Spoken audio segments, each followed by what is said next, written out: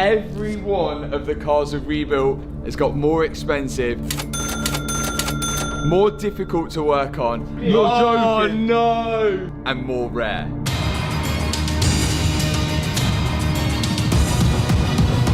YouTube does not hand out its highest honors easily. The platform has existed for over 2 decades, and in all that time, only a tiny number of creators have ever received what is considered the rarest and most prestigious recognition the platform can offer. Mat Armstrong is one of those creators. In 2024, YouTube sent Mat one of its most exclusive creator awards, a milestone so rare that fewer than 5 creators in the entire history of the platform have ever earned it. This was not just a trophy sitting on a shelf. It was a signal from the biggest video platform in the world that what this man had built inside a modest British garage was genuinely extraordinary. To understand what makes this award so special, you have to understand how YouTube's creator recognition system works. The platform gives out silver play buttons at 100,000 subscribers, gold ones at 1 million, diamond at 10 million, and then beyond that, there exists a category of recognition. So exclusive, it does not even have a fixed name in public conversation. It is given at the complete discretion of YouTube itself, reserved for creators whose influence, consistency, and cultural impact go far beyond their subscriber count. Mat Armstrong received this honor not because he paid for it, not because he had a publicist or a media company pushing his name forward, but because the numbers and the story behind them were simply impossible to ignore. His main channel had crossed 6.5 million subscribers. His second channel, Mat Armstrong 2 Malawian Kwaches, had already passed 3 million. Together, that is nearly 10 million subscribers across 2 channels, both built from the same garage, with the same hands and the same genuine passion for fixing broken machines. But what truly separated him from thousands of other creators was not the subscriber count alone. It was what happened after every upload. While channels with 10 million subscribers were struggling to pull in 500,000 views per video, Mat was routinely landing between 3 million and 7 million views every single time he posted. YouTube noticed. The platform that is famous for being indifferent to individual creators made an exception and sent this working-class mechanic from Leicester, England, a physical acknowledgement that he had done something no one else had managed to do at the same level. That moment, when the award arrived, was a culmination of years of hard work, financial risk, personal sacrifice, and refusal to give up even when everything was working against him. There's a version of Mat Armstrong's life where none of this ever happened. A version where he stays in a small garage in Leicester, clocking in and out every day, fixing other people's cars for a modest wage, never picking up a camera, never becoming anyone famous. That version of his life was entirely possible, and for a long time, it was the most likely outcome. But that is not what happened, and the reason it did not come down to a single unexpected moment that nobody, including Mat himself, could have predicted. Before YouTube, before the awards, before the millions of subscribers, Mat Armstrong was just a young man from a working-class family trying to figure out what his life was supposed to look like.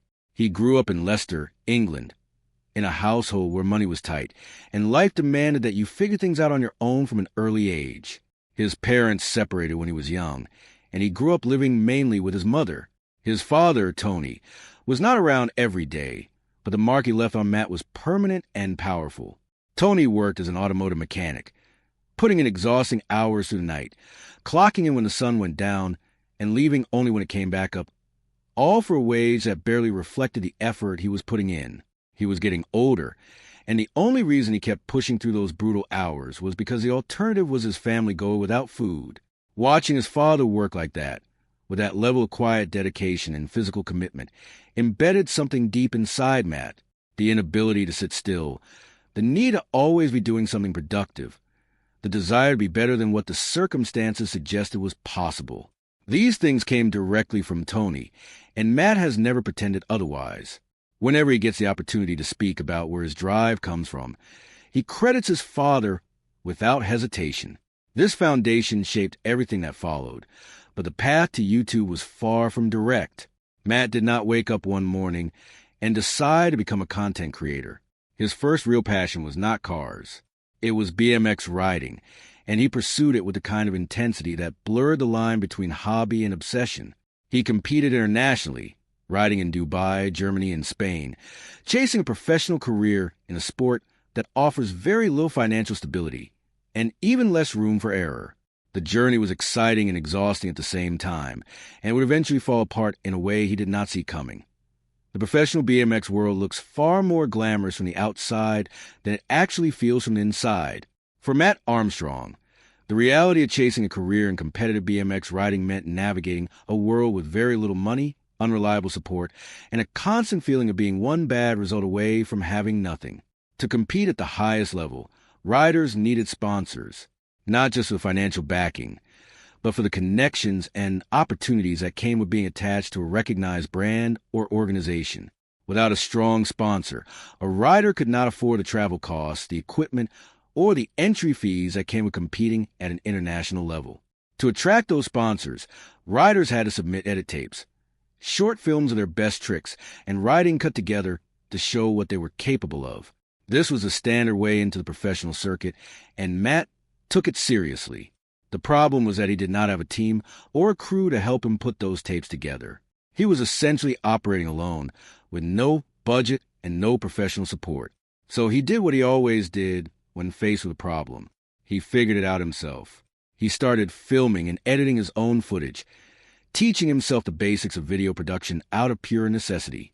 In doing this, without knowing at the time, he was laying the exact foundation that his future career would be built on. He learned how to hold a camera, how to position shots, how to edit footage in a way that told a story, and how to pace content so that it kept the viewer's attention.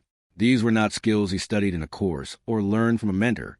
They came from hours of trial and error in his bedroom. Try and make his riding look as impressive as possible on a very limited setup. The sponsorship side of things never came together the way he hoped. He found one sponsor, but they were not strong enough to fully support his ambitions. The money they provided could barely cover travel costs, let alone the full expense of competing internationally. To keep himself going financially, Mat worked multiple jobs alongside his BMX career, delivering food for a local Indian takeaway, taking part-time positions at motor dealerships, and even coaching BMX in Dubai. He was doing everything he could to stay in the sport he loved, but the foundations were too shaky to hold. Then came the injury that ended everything. A recurring shoulder problem that had been building for some time finally became impossible to ignore at the BMX World Championships. Just like that, his competitive career was over. He came back to Leicester with no money, a limited body, and no clear idea of what came next. He was, by his own admission, at zero, and it was at that exact low point that the most important moment of his life was about to happen. When Mat Armstrong returned to Leicester after his BMX career ended, he was not in a position that most people would look at and feel hopeful about. He had no stable income, no clear career direction, and a shoulder that had forced him out of the only professional pursuit he had committed to with full effort. But life has a way of creating turning points inside moments that look like setbacks, and for Mat, that turning point arrived through someone else's misfortune. Her name was Hannah, and she entered his life during this transitional period, at a time when everything felt uncertain and unresolved. Their relationship grew during what was arguably the most difficult stretch of Mat's adult life, and her presence turned out to be far more significant than either of them could have known at the time. In late 2018, Hannah crashed her two Malawian Quatches Audi TT. The insurance company assessed the damage and wrote it off as a structural total loss, which meant they declared the car beyond economical repair and refused to cover a full replacement. The couple did not have the money to simply go and buy another car.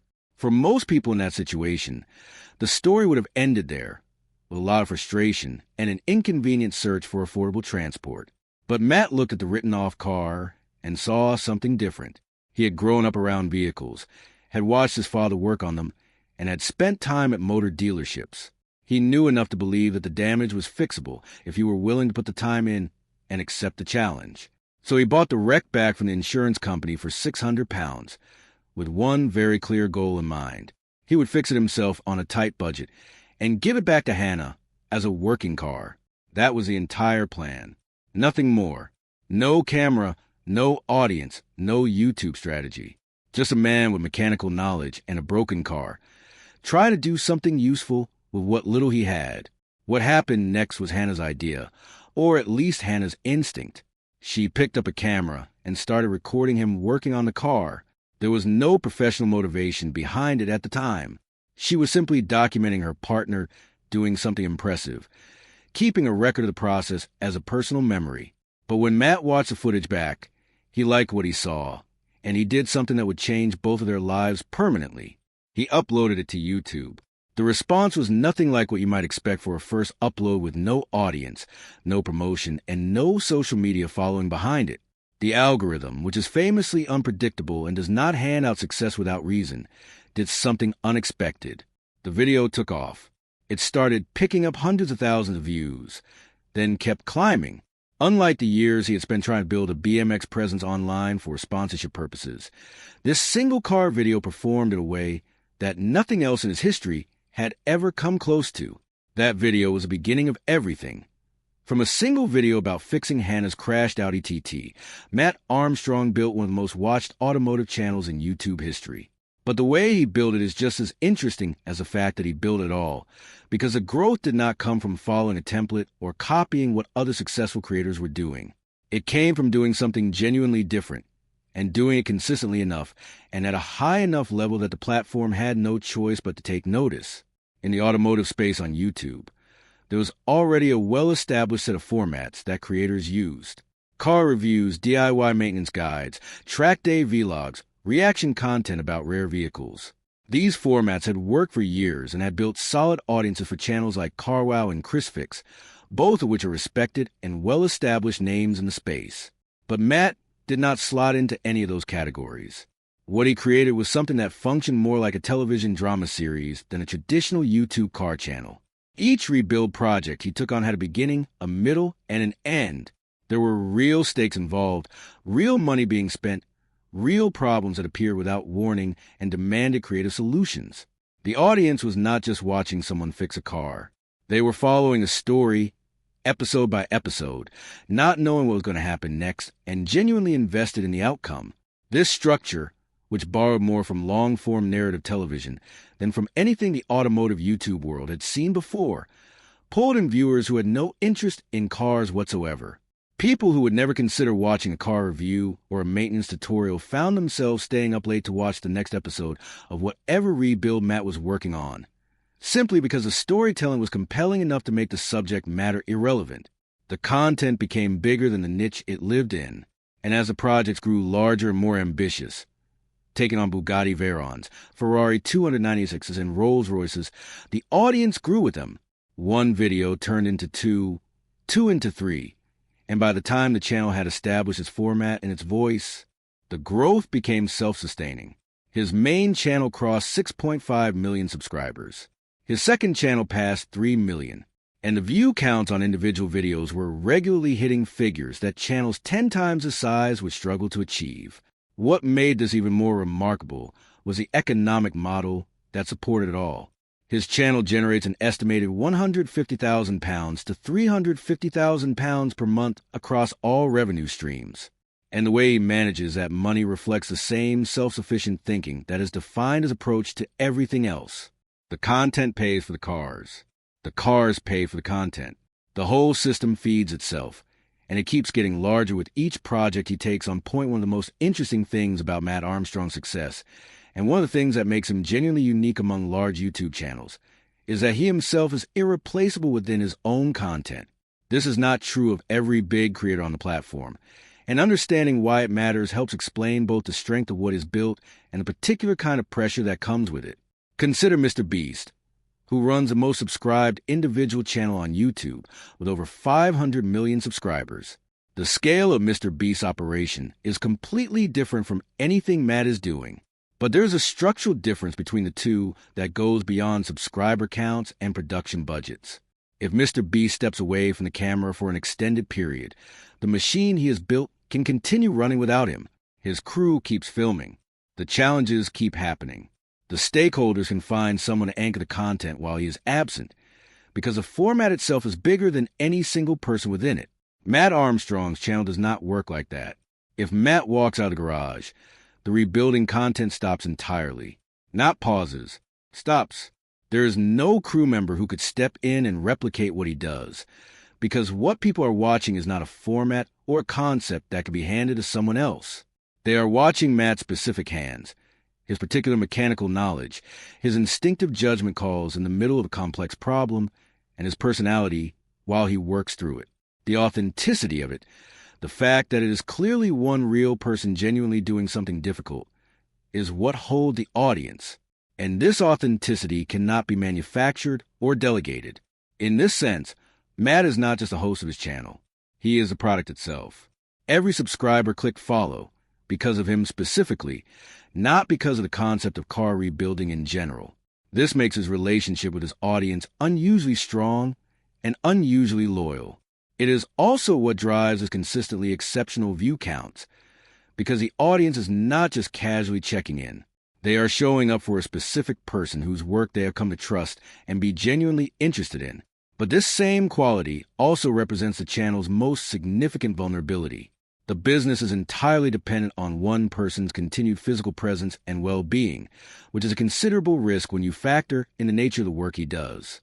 Working on high-end vehicles involves real physical demands, and Matt has already experienced what it looks like when a body gives out on a career, given his BMX history. He is aware of this tension, which is part of why the business side of things has been expanding in the directions it has, including the new Miami workshop and the increasingly global scope of his operations.